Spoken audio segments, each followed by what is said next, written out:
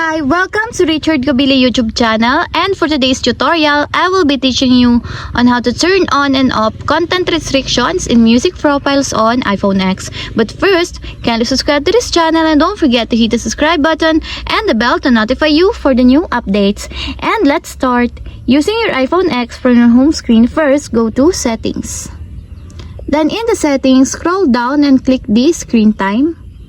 Then in the screen time, scroll down again and click the content and privacy restrictions. Then in this part, find the content restrictions.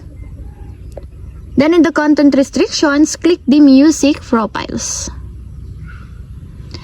Then in the music profiles, if you want to disable it, just click the off until there's a check mark on the side. And if you want to enable, just click the on to enable until there's also a check mark on the side. And that's it. We have successfully turned on and off content restrictions in music profiles on iPhone X. If you have a question, kindly comment down below and don't forget to hit the subscribe button and the bell to notify you for the new updates. And thank you for watching.